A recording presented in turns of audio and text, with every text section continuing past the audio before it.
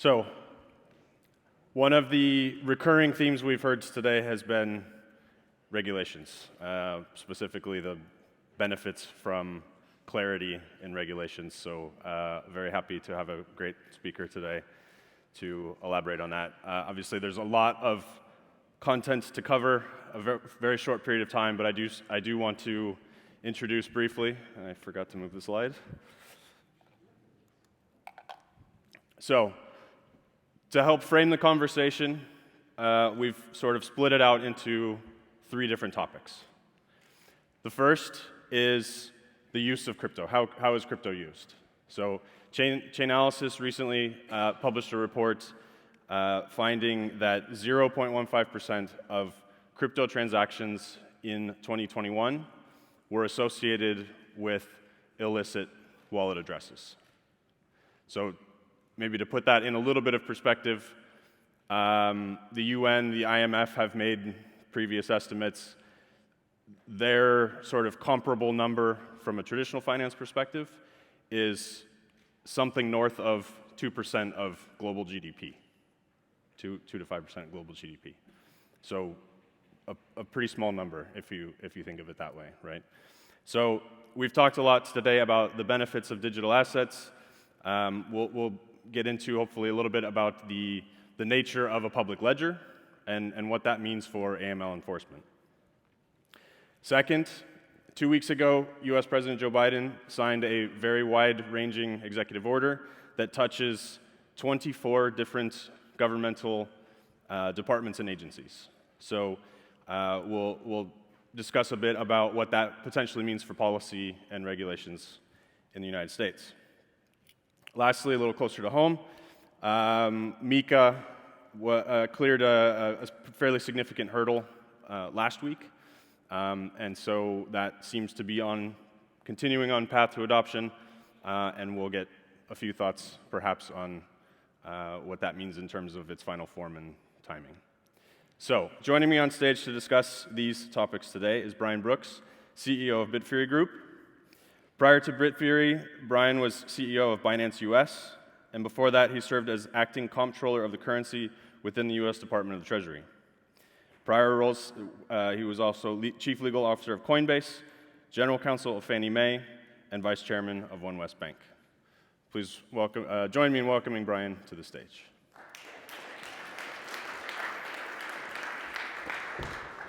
Thank you.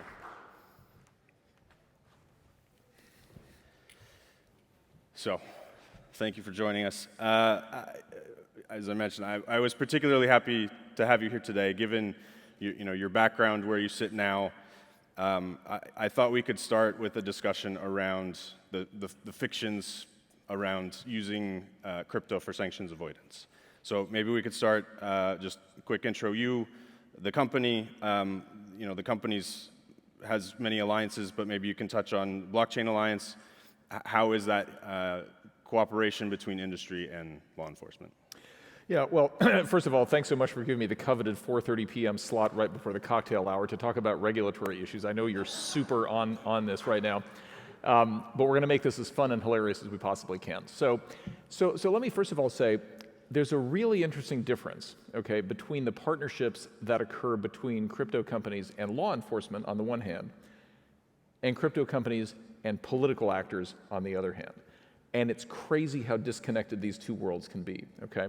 So when I was at Coinbase, for example, I actually ran a group of people whose full-time job was to support law enforcement and intelligence agencies in tracking down blockchain-related crime. And every day, literally every day, I would come to work and I would have either a piece of fan mail or an email or something from an FBI special agent or an Interpol task force or a US attorney thanking us for finding a human trafficker, finding the proceeds of drug laundering, drug money, or whatever, because of our ability to conduct on-chain analytics through a platform we had just acquired at the time. There's nobody more supportive of crypto and blockchain than law enforcement. This is what's amazing. And yet, if you were to speak to a member of the European Parliament or a member of the US Congress, the average viewpoint of an elected official is that crypto exists for only two reasons, right? Money laundering and speculation. So solving the disconnect between law enforcement who interact with blockchain every day and political actors who know only the most meme-ish view of what we're all about is got to be one of our highest priorities. And how we connect those things is something we got to cooperate on, in a much more aggressive way. So you've front-run my next question a bit. I was going to... We've got the cocktail hour. I'm trying to get us there faster. I appreciate that. I think everyone appreciates that. So, maybe to follow up, so as you mentioned, European politicians, specifically European politicians, have voiced this concern. We've heard from the acting director of FinCEN and the FBI's Christopher Wray that that's not true. So clearly you are on the other side of that camp. Well, I mean, look, we've been at this a long time at this point, and I had the privilege of running a government agency for a year, so I was able to do some things that pushed back on that. But I can tell you, and again, I mean, some of what I talk about has a particularly U.S. perspective, but not all of it. If you look at the loudest voices on this, in the U.S., there's a very strong viewpoint advocated by people like Senator Elizabeth Warren and some other very senior Democrats that takes the view that the biggest feature of crypto is its ability to evade sanctions. So the Russia-Ukraine situation poses a real sort of crucible for that viewpoint. It's a little bit different in Europe, obviously. In Europe, it's become more of a green issue. So just coming back to your vote that you just had on the screen a minute ago, people here have this view of sanctions, but the real view they have is crypto is all Bitcoin and Bitcoin is all energy consumption, ergo crypto is all energy consumption and thus bad. There's a whole series of misimpressions in that, but I would argue that the political view of this is different from the facts that you quote from Chainalysis, and squaring that circle is key. Yeah, okay. So again, you mentioned Senator Warren. She, I would say, grilled particularly Chainalysis CEO Jonathan Levy recently.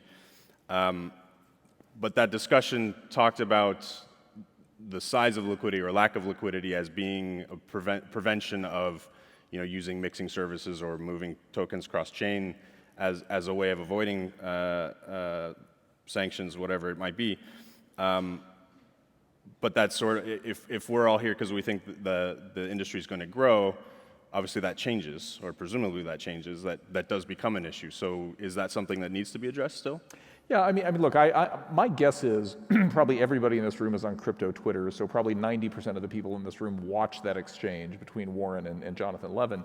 And I'm going to guess most of us who watched that we actually didn't think that Warren grilled Jonathan. I think we thought Jonathan grilled Warren is kind of the output I got from that. And I think that part of what Jonathan was saying was to move a material amount of money would be so much.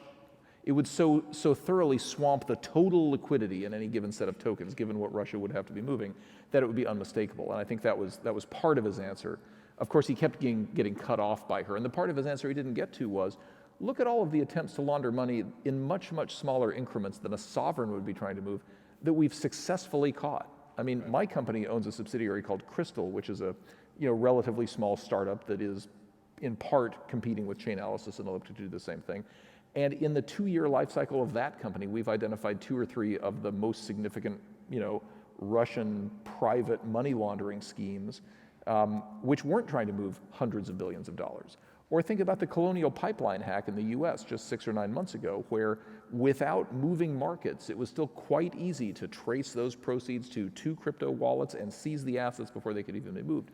I think the point Jonathan was trying to make was there are layers of protection, not just the relative lack of liquidity in crypto, but also the nature of public blockchains, right, which are very different from moving cash and diamonds around. So there is a footprint that can never be erased. Or the availability of analytic tools, including, as he was saying, the availability of sort of anti-mixer tools that allow you to trace. I mean, look, this particular Bitcoin does not disappear just because it gets mixed in with other Bitcoin. One can still trace the cryptographic keys through each of those transactions to another place if you simply have the forensic tools to do that. He never even got to all of those answers. So my basic view is one piece of the puzzle is relative lack of liquidity, but at the end of the day, that's not really what it's about. What it's really about is public blockchains, as the name implies, are public. Good. And I promised I wouldn't cut you off so you could answer the question. You also made reference to the Bitfury family. You have a team in Ukraine. We've talked kind of on the negative side of this. Is there something maybe positive you can share via their experience of what crypto has done good for them? Yeah, well, I would just say the last 6 or 8 weeks have been very tough for us, as you can imagine. I mean, you don't sign up for one of the jobs thinking that you're going to spend hundreds of hours developing exfiltration plans for people who are caught behind enemy lines. But I'll tell you a couple stories about our Ukraine team. So first of all, as I'm sure many of you are familiar with, Ukraine is one of the great software engineering cultures of Europe. So it is just an amazing haven of eng talent out there. And we're proud to have people working in several different divisions of the company who sit in Ukraine. The interesting story about the Ukrainian people, so I'm not going to tell you the story we all know about how one of the first things the Ukrainian government did was set up BTC and ETH wallet addresses to take contributions. I would argue a much bigger story about crypto in that war is the use of it for the benefit of Ukrainian refugees rather than the use of it by Russia to evade sanctions. But putting that aside, what was really amazing at Bitfury was we set up a program to fund the evacuation of our 50 employees in Ukraine to either Amsterdam or Georgia, depending on which place was easiest for their families. And we said, we will pay for you and your families to get out before the invasion, and we'll house you for 2 months, and we'll set you up with co-working spaces so that you aren't there at the time. Nobody took us up on that. Wow. And at first, okay, so here's the funny story. At first I thought these people must be crazy. They must not see what I see. An invasion is clearly coming. What I found out later was, no, they all thought an invasion was coming. They were committed to staying there and defending their country, which tells you a lot about the culture, not just of Ukraine, but maybe also the culture of crypto people, which is we believe in liberty, right? We're here for the freedom. Somebody who said we're here for the technology, I'm in crypto for the freedom. And I think a lot of our Ukrainian colleagues were there for that same thing. It's pretty exciting. It's great, thank you for sharing that. So, switching gears a bit, previous life, you were part of a much different White House administration. But perhaps you can still take us into the mind of a US regulator. At our last summit in Zurich, we heard a fairly constructive kind of point of view from the EC. Is that shared in the US as well? Well, I did a talk just yesterday with the Bank for International Settlements, which is kind of it's the principal European and really honestly global central bank organization. And I don't perceive a single point of view at the European Commission any more than I do in the US government. What I've always found interesting about crypto is for much of its life, it's been a strangely nonpartisan issue. So if you think about it, there is a core group of both liberals and conservatives who are very anti-crypto for different reasons, but both aligned in the anti-crypto position. And then interestingly, there's also a core group of liberals and conservatives who are very pro-crypto, and you see that both in Europe and in the United States. So I'm going to argue that it's not particularly a partisan issue. It has a little bit to do with generational divide, and it also has a little bit to do with whether you're optimizing for risk avoidance or whether you're optimizing for growth as to which position you take. What I can tell you is this. At the very top of the house, okay, I think the view of the Biden administration and the view of the Trump administration were very, very similar on crypto, which is to say both President Biden and President Trump were anti-Bitcoin, and both Treasury secretaries were anti-Bitcoin. My friend Mnuchin, to this day, very anti-crypto. It's a big source of friction between us. I mean, we have a great relationship except on that. And I think Janet Yellen and Jay Powell are also very anti-crypto. One layer down, however, like at my level, so for those of you who don't know, the job that I had was I ran the national banking system. So my job was to charter and regulate institutions like JP Morgan and Citigroup and those kinds of organizations. At my level, where people actually had our hands on the levers of the financial system, it looked very different. So what we were seeing was, okay, wait a minute, we're administering a legacy system that has certain kinds of problems ranging from the cost and friction of the payment system to skewed credit allocation decisions because of just inherent limitations in our ability to assess credit risk, to financial inclusion and discrimination. We saw all of these things as challenges in the legacy system. And what we see, people at that level, not the Treasury Secretary level, but at the SEC, the FDIC, the OCC level, we see that the legacy system is not all that perfect. Okay, and so we see what you all do, all of you developers and VCs, as making money by attacking those problems and solving them through some form of networked decentralization. And so I would argue that both in Europe and in the United States, people at that level see some risk, but a net reduction in risk by a transition to a network decentralized future, relative to people who are at the very, very top of the house who see themselves losing control over monetary policy and sort of geopolitics. And so it all depends on what problems are you trying to solve. My belief is networks always win. There are things in our current system where they should win because the legacy system ain't that great, and so I support that. And then when people come back at me with the, yeah, but what happens when we lose control of monetary policy question, I look at 7.5% inflation and I say, is that a feature or a bug?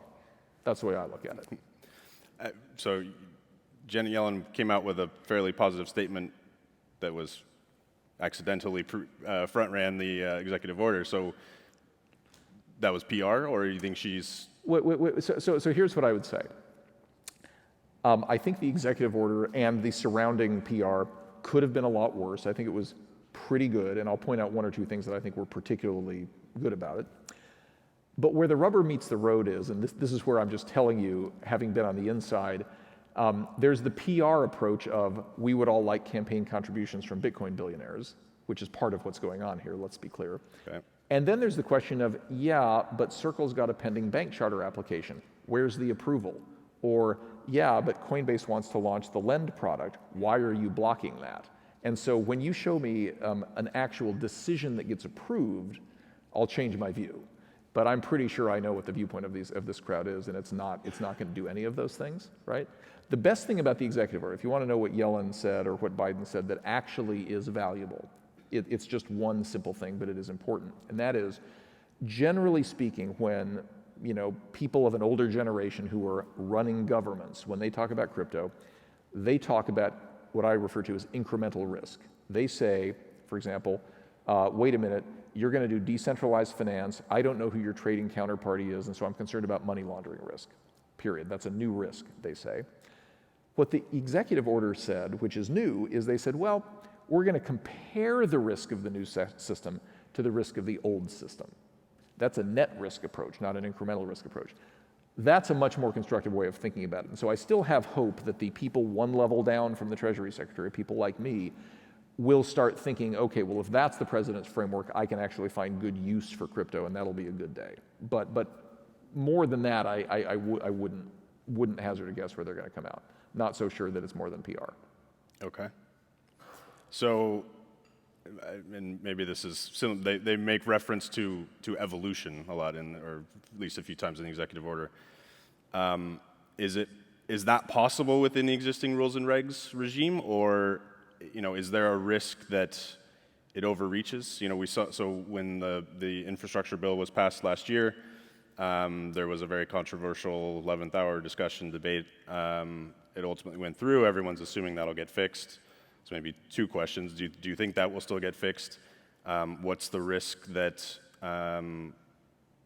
results from the executive order similarly overstep something too quickly? Yeah, well, in terms of the infrastructure bill, and I assume everybody's familiar with this was a crazy provision that basically said that tax reporting obligations and taxation obligations, by the way, fall not only on exchanges and centralized, pieces of our ecosystem, but also fall on like software developers. So if you're the guy who wrote the first Uniswap code, somehow you're responsible for reporting, the tax treatment of various capital gains, which is crazy and unintended. I do think that'll get fixed. There's a bipartisan consensus to fix that. And we know that a majority of House and Senate members wanted to keep it out in the first place. It's a weird feature of American democracy that a majority of House members and senators could not achieve that result because it is a majority. But that's a whole separate discussion. That's a whole separate discussion. But separate and apart from that, I think that where all of this ultimately shakes out is that there's a consensus. I think there's a consensus that says we need to find ways of moving away from the bank-centric financial ecosystem. There is a consensus for that. Where there's not a consensus is whether we need to move in the direction of decentralization and a user-controlled financial system, which is what we're all about, or whether we need to move in favor of a government-controlled financial system, which is sort of like the Chinese CBDC model. That remains to be seen. And the first clues in the executive order that will help you figure out where we're going to come out is which agencies turn out to seize control. So a good sign in the executive order is they didn't put the SEC in charge. And again, I don't want to presume that everybody here is very US-centric, but in the US, the big bugbear in crypto policy is the SEC. Both under Republicans and under Democrats, the SEC has refused to provide any clarity about the securities treatment of particular crypto tokens. That's a huge problem. And that's because they love suing people. So they want to reserve the right to bring an enforcement action at a given moment. The SEC was not designated as the lead agency here, but there will be behind-the-scenes jockeying for position. And believe me, the SEC is going to try super hard to grab as much of that territory as they can. So if you see the SEC winning that argument, that's not going to be a great day for all of us. On the other hand, if you see the banking agencies or somebody else having more of a role, that's likely to be better, right? Because the banking agencies have been familiar with network effects in financial services for longer than the SEC has. So that's what I'd be looking for, is who's going to run point on this. Interesting. So we can expect turf wars to continue. Shocking as that is, yeah. I will throw it out to the audience in a second, so please think of your questions. If the SEC does win that turf war, where do you think that puts things, or what direction does that go in? Well, look, I think it's going to be a problem in a lot of different directions. I mean, I don't want to be a huge downer on all of this, but the SEC under this current leadership sees the world through the lens of, what they refer to as the least sophisticated investor test. So they're not looking at whether you're going to scale a network or whether you're going to bring global liquidity, to a given asset area. What they're looking at is it possible somebody might buy this token and the price will go down? That's literally what they're looking at. Or, is there something scammy about the way you first distributed this token without disclosure?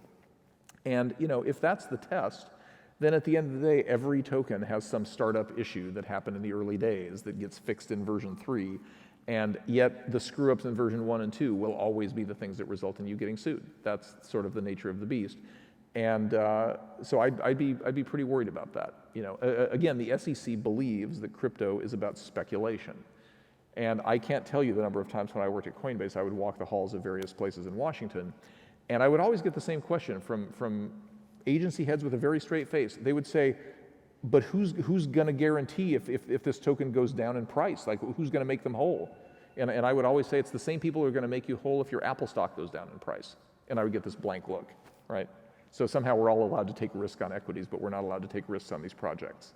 Why would that be? And the question wasn't, what's your favorite project? It was never, what's your favorite project? Yeah. I mean, if I gave any answer at all, believe me, the look would have been super blank. Yeah, I'm a big fan of Luna. So. Questions from the audience? We have one here. By the way, I know it's late in the afternoon, but if I only get one question, I mean, I flew a really long way. It's going to be super insulting. So we'll start here. We'll come over here next. Yeah, so my question is, given your role at the Office of the Controller, where do you see banks in the future versus crypto? So do you see banks providing crypto services such as custody of private keys or running validators or interacting with stablecoins? Yeah. Well, since those were the first three things I did at the OCC, if they don't do those things, I really wasted that year. I could have made a lot more money staying at Coinbase. What I think is, I think banks and what we think of as banks are going to undergo a great transition. So one of my big beliefs is the intellectual focus of banking law over the last 50 years is focused on the question of what is a bank. And this long predates crypto, and it even long predates fintech. What is a bank? Does a bank have to take deposits to be a bank? Does it have to have a brick and mortar building to be a bank? Does it have to connect to the payment system to be a bank? Is JP Morgan a bank, before they acquired Chase Manhattan? I mean, JP Morgan used to just sell bonds on the street, but they didn't make loans. Did that make them a bank? So what I think is, in a certain sense, the nature of what banks do will change and adapt to people's preferences. So, for instance, it's probably not going to make a lot of sense to employ a bunch of assistant branch managers to maintain checking account ledgers in the future, right? Those were once done by hand, then they got started to be done by computers. But in the future, you'll expect decentralized ledgers to keep those records, right? And the way that banks will participate in that is they will be validator nodes on like Ethereum. Isn't that what they'll do? And I granted authority for US national banks to do that very thing. Because my thinking is banks have maintained ledgers of account for 500 years, and the new way you do that is you validate nodes, you validate blockchain transactions. So yes, I think they would do that. They will clearly custody. I mean, banks already are major custodians. If you think about it, in the US, State Street and BNY Mellon are major custodians, and 2 other major custodians didn't start as banks, but I granted them bank charters. So Anchorage and Paxos are now banks.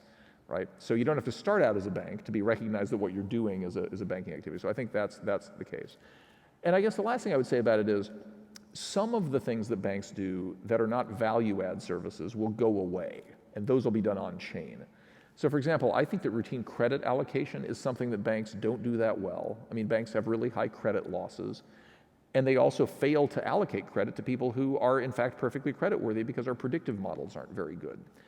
Algorithms will do a better job than humans will at doing that, in the same way that autopilots fly planes more safely than human pilots do. And you'd expect the same thing to happen in the banking system. So I think all of that will happen. And at the end of the day, banks' headcount will shrink. Banks will focus on value-add services like financial planning or structured finance or wealth management advisory, things like that. And for the stuff that's only being done by hand because we didn't have a better technology for doing it, it'll be done by technology, right? None of us does arithmetic with pencils anymore. We use calculators. It will be the same thing in an algorithmic sort of blockchain way, I believe. Interesting. Over here. Yeah, hi. Do you think that CBDCs, or central bank issued digital currencies, will be coming, or do you think there's an option where the banks can be issuing these in a highly regulated way instead of the central banks? Yeah, so the question is, do I think CBDCs are coming, or is it likely to be a series of bank-issued stablecoins or something? So in terms of whether they're coming, it's like the old joke, where the one guy says to the other, he says, do you believe in infant baptism? And the other guy says, believe in it? I've seen it done. I mean, CBDCs are here, right? We have the ECNY token in China fully functional. I've spent a fair amount of time with the governor of the Central Bank of Brazil talking to him about the Brazilian CBDC. The majority of central banks globally are looking at CBDCs. So the way I think about this is, and to be super clear, I am anti-CBDC. I think CBDCs are a terrible idea for a whole bunch of reasons. And if you didn't think they were a terrible idea, all you have to do is look at the Canadian trucker protest to know how scary it is when governments acquire that level of control over the payment system. But the debate about CBDC versus stablecoins is all about, as I said a moment ago, we are facing pressures to move away from the bank-centric financial system, and we only have 2 alternatives. We have a user-controlled financial system, and we have a government-controlled financial system. The proponents of government-controlled financial systems want CBDCs because it allows the government to directly determine the approval of your payments and to directly allocate credit. And in a really scary way, and if you think I'm making it up, I mean, the Federal Reserve governors have said this in speeches, it also allows the government to control monetary policy in a much more direct way. Right now, they have to raise or lower interest rates, but in the future, they could simply haircut your checking account 4%, right? And that would be a way of reducing inflation by just taking your bank balance. There are people who propose that. China is an example, but people in the US talk about that too. I believe that the much brighter future is a set of privately enabled, user-controlled features that transact on blockchains away from government control. Because again, I'm in this for the freedom. But you have to decide, what is sort of your value system within crypto, and that is a battle that's going to happen over the next couple of years. And I think that it's not likely the two will coexist. It's likely that we will either be in this world or in that world, and I hope it's this one. More to come on that, but I think that's one of the most important debates in crypto. Okay, thank you. There's one back there, but we'll go to Dushan while we're moving the mic. Just shout, I can repeat it. So based on your talk, I assume you are not expecting the CBDCs to be to be compatible with the existing crypto infrastructure. Can we expect any level of interoperability, or you think it's out of the question? Okay, I'm now understanding why the previous speakers just didn't hear the question. I think it's because so do me a favor, turn off your mic for a second and just ask me, and I'll repeat it. But the feedback from this is not working. Do you expect any level of interoperability between CBDCs and the existing crypto infrastructure, like issues, for example, CBDC? Right, got it. Yeah, I doubt it. You know, there are. At one point, I could have listed these for you. There are a handful of central banks that were looking at whether they could, for example, build their CBDC on top of Ethereum or something like that. That's not the principal way that these things are being constructed, however. So if you look at what happened in China, or if you look at what the Federal Reserve is looking at in the United States, the plan is not to build on an existing public blockchain. I don't want to cast aspersions, but the concept almost is to build something that looks more like Ripple. You know, I mean, it's basically just an internally controlled ledger tool that will allow the government, and you know, in the U.S. it would be like a quasi-blockchain with 13 nodes, right? There'd be the Board of Governors, the 12 regional Fed banks, and they would be the nodes, and they would just decide. But it will look much more like Hyperledger and much less like a blockchain. So I doubt it. Okay, so it doesn't look like a very bright future. Well, it depends on who wins, and the beauty is stablecoins got out there first. And the analogy I sometimes give is it's sort of like most local governments around the world did not want Uber to exist because they had this taxi cab monopoly. You know, the city governments would sell these taxi medallions for millions of dollars. The problem is they didn't get hip to the fact Uber was there until 100 million people already had downloaded the app. And at that point, you would have had a popular uprising. And that's why all the airports, if you remember, that first tried to ban Uber stood down because they were going to have a revolt on their hands. So my belief is the scaling of things like USDC and others will outstrip that in favor of something else. And one other thing I would just quickly tell you about that, I know we have a couple of other questions, but there's now consortiums of banks getting together saying we're going to issue bank-minted stablecoins. Once that starts happening, it really gets hard for the central bank to walk that back. So in the US, for example, there's a consortium called the USDF Consortium, which Figure has organized. But it's got several $100 billion asset banks participating in it to issue their own stablecoin. Once that happens, at some point it's like, what are we going to do with the CBDC when we've got $500 billion of stablecoin balances outstanding? You know what I mean? It just has to get big enough that it can't be killed. So. Over here. Yes, hello. I'll try it like this. You don't look like you understand what I'm saying. No, I'm getting it. Just speak slowly. Timo from Bitcoin Swiss. I have the perception that it's always the CEOs of crypto companies that are trying to explain to politicians why the politicians are wrong. We learned in Zurich that the European Commission is very pro-crypto. You said the law enforcement of the US is very pro-crypto. Why are not these people educating our politicians? Wouldn't it make a lot more sense if not the bad guys were trying to convince the politicians that the bad thing is a good thing? Right. Yeah, it's a fantastic question. So the question is, you know, in our government relations, why do we send, you know, relatively less attractive witnesses like me to go and persuade these politicians when they should be listening to the people they trust, like, for example, FBI agents? Could not agree more. And in fact, I'll give you even a better example. So, you know, among the various other things that I do, I'm running this company that has a big Bitcoin mining business, right? And right now, there are all of these people, the European Parliament, the US Congress, and others looking at energy usage. I've had to go and testify in front of these groups. And what I've realized is I shouldn't be the one doing the talking. Who should be doing the talking are solar farm operators and wind entrepreneurs, right? Because it's much easier to believe it coming from the green energy producer that, hey, I can't finance this wind farm without a Bitcoin mining partner, than it is for me to come and say it, because when I say it, it sounds self-serving. So the bottom line is I couldn't agree with you more. And one of the things, I mean, I've said many times that this community needs to speak more loudly, which I do still believe. But I also believe that we need to harness our allies to speak for us more because they have credibility. They're not self-interested. And even though we're now 12 years on in the whole crypto project, we're all still seen as kind of a bunch of weirdos. So getting proxies to speak for us is a really smart idea. So no offense to the fellow weirdos out there, by the way. We just didn't pursue it enough. Yeah, well, but you know, but Obligation to bring them on stage. well, exactly. Like I could have saved the airfare, and we could have just brought an FBI special agent here. I would totally have supported that actually. But no, I mean, kidding aside, you need to think about as you're developing these projects, as you're telling your stories, who are your key stakeholders who are not your partners in the project, right? The key stakeholders generally are. I'm just thinking of the cool projects that are very friendly, if you understand what they are, like Cello, you know, doing developing country stable coins, or you know, there's this climate coin project out there or whatever. It shouldn't be the token promoters doing the talking. It should be the beneficiaries of the project doing the talking. You know, like for example, we need refugee and migrant agencies talking about the use of Bitcoin in Venezuela, in the Rohingya refugee diaspora, in Ukraine, not the CEO of Coinbase, right? That's who we need to be telling the story. The people whose lives we're making better, not the people whose lives we're making richer. It's a great point.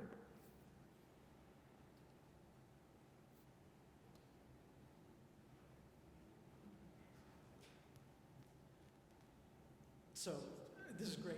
I have a company that is in the US doing crypto, and you know as better than anyone how fraught that can be. Is there any sensitivity in the regulatory climate to the extent to which regulation can drive innovation offshore or impact, sort of, you know, have a significant negative impact on, you know, development and improvement inside the US? So I'll give you my honest answer, right? I mean, most people think that's a rhetorical question, and they think clearly, hey, you're going to drive innovation to somewhere else. Weirdly, I've been making that argument across an array of different things for 10 years. I've never seen it gain adoption, and I'll tell you why I think that is. So I think, you know, I'm one of those people who believes that societies have life cycles, and I think that right now you have sort of their three parts of the world. There's the mature West, by which I mean like the G7. Those countries don't care anymore. You know, France does not care that they're driving innovation away with their 75% tax rate and their lifetime employment guarantees. They don't care that they have 25% youth unemployment. They're okay with that because they're in the harvesting phase of their life cycle, and the US is entering that phase too. So I've just never seen that work. What I think is there are the harvesting countries, the fully mature economies where it's like, we got all we're ever gonna have. We don't believe there's ever going to be any more of it, so now it's about redistribution. Those are the mature welfare state economies of the G7. You've then got a collection of countries. We used to think that they were the BRICS countries, like Brazil and, you know, Russia was the R, so probably we don't think that anymore. But the point is, you had sort of second world, near modern countries, but that still had, you know, they had a rising upper middle and wealthy class, but they still had a lot of growing to do. So Brazil would be an example, Mexico and Colombia would be examples. The UAE would be an example, Singapore, the places like that, Vietnam, okay? Those countries are strongly incented to attract innovation. And there you don't have to make the argument. So I've spent a lot of my last 6 months being in places like Abu Dhabi and Dubai and Brazil, where I'm not beating my head against a wall. It's like the US is fine driving some innovation offshore, so I'm gonna just go offshore and find the markets that are open to this. And then you've got the companies that are still truly developing world countries that just don't have a thesis for this at all. So what you'll see is in that middle bucket of countries, they have started to adopt very, very comprehensive crypto frameworks. If you read the Dubai Monetary Authority paper on crypto that just came out, last week or whatever, or if you look at the Singapore's, you know, MAS paper from a year and a half ago, these are credible regulatory approaches. These are not licenses for money laundering, but they're growth-oriented, credible regulatory approaches. They incentivize risk-taking, but prudent risk-taking. They incentivize disclosure over command and control. My view is it's clear what's going to happen, right? Which is there will be a shift of innovation to places like that. Israel would be another example of this, right? And that's why a lot of tech is going to those places. I mean, the most interesting example I'll give you of a US decision that just typifies this is Fidelity, right, the largest retail asset manager in the United States, had to go to Canada to list its Bitcoin ETF because the US could not get its act together to allow that. That's what I'm talking about. And are the regulatory frameworks that are sort of more innovation focused, are they likely, once they are shown to not be terrible in some important dimension, is that likely to help with a shift in the more mature ecosystems, or do you expect that they'll really continue to be the negative regulatory situation? You know, look, there's an optimistic case and a pessimistic case, and depending on the time of day, like in the morning, I'm more of an optimist. 5 o'clock, I'm more of a pessimist. Again, with that cocktail problem, you know. But like, Can we get some cocktails on yeah, stage, yeah. please? If you could just get like exactly, a corpse reviver up here would be great, please. Stat. The pessimistic case says that in the U.S. in particular, but really throughout Western Europe, there's a question about whether capitalism is legitimate, whether it's even a good thing to have growth, right? Because with all growth, even in a rising market lifting all boats, the rich still get more richer than the poor get richer, right? And there was a time when the consensus was it's okay to get rich as long as everybody's getting richer, even if the top 1% is getting richer faster than the bottom. We don't have that consensus anymore. And so I think the pessimistic case says, no, there's a skepticism that growth is even good. So it's not they're going to look at the growth in Abu Dhabi and say, damn, we got to go do that. It's more like they're going to say that might be affirmatively suspect. So that's the pessimistic case. The optimistic case is, look, the pendulum swings. There's a constant battle between left and right where the left is pushing for more equality, the right is pushing for more freedom and growth, and those are both important values in a society, and we've swung way far to the left in the recent last few years, and it will come back to the middle. I can't predict where that's going to come out. I can tell you I'll be in the battle. I hope you'll be in the battle with me too, but it's not an obvious one to win, and that's why you need to make sure you have a strategy for Singapore, for UAE, for Brazil, for some of these other places. You got to have a strategy for that. So I'll take one more from the audience. I think there was a question over here still, and then I'll wrap up. I know we're already way over time, but appreciate the questions. So if you could wave a magic wand, what would be the one regulation you would change, and what would it be? I think if I could wave a magic wand and just have one wish, as opposed to 3 wishes where the third wish is I'd like more wishes, that's the normal strategy for wishing. But if I just had the one wish, I think I would adopt Hester Peirce's safe harbor approach to decentralization. And I don't know how many of you are familiar with this, but the basic concept is no crypto project begins decentralized. I mean, even Bitcoin at one point only had one guy plugging in his computer, right? It was a little while before you had multiple validators on the Bitcoin blockchain. So Hester's idea, Hester's not the chairman of the SEC, but she's one of the 5 commissioners of the SEC, okay? And she's been the most pro-crypto person in government. What she has said is, look, we need to have securities regulation that says you have 3 years to achieve decentralization. So you can write your test net, okay, and you can try it out and you can do your airdrop of your token and see if you can gain adoption. And if within 3 years you do gain adoption and you achieve decentralization, then great. There's no securities law violation, not even 2 years ago on the day you did your first airdrop. But if it turns out that at the end of year 3, you have not achieved decentralization, we'll give you a path to registering as a legitimate security.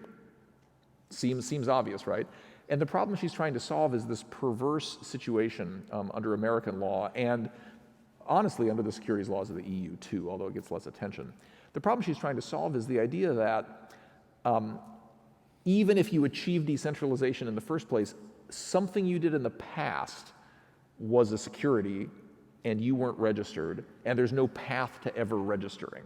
So you're faced with this Kafka-esque situation of, okay, I'm a security, where can I register and comply? And the answer is you can never comply because you already violated the law, right?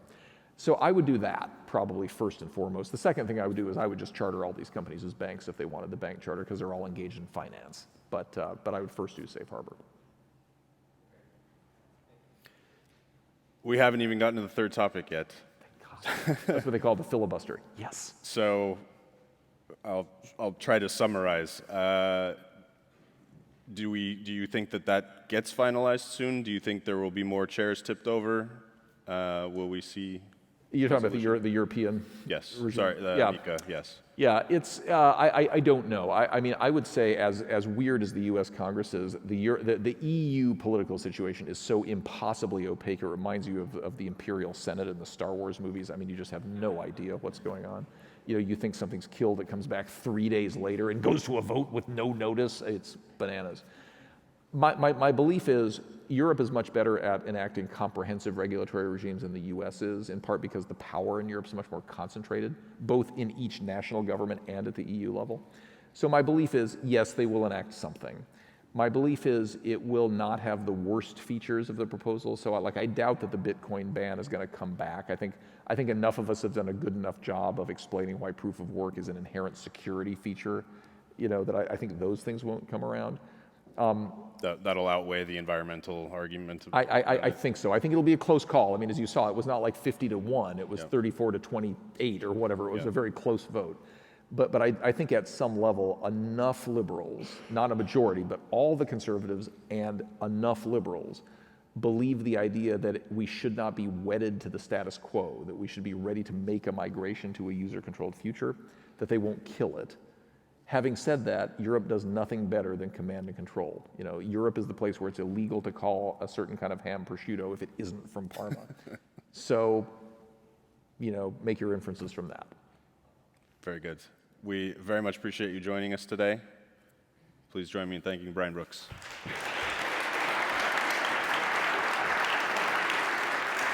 That's fun.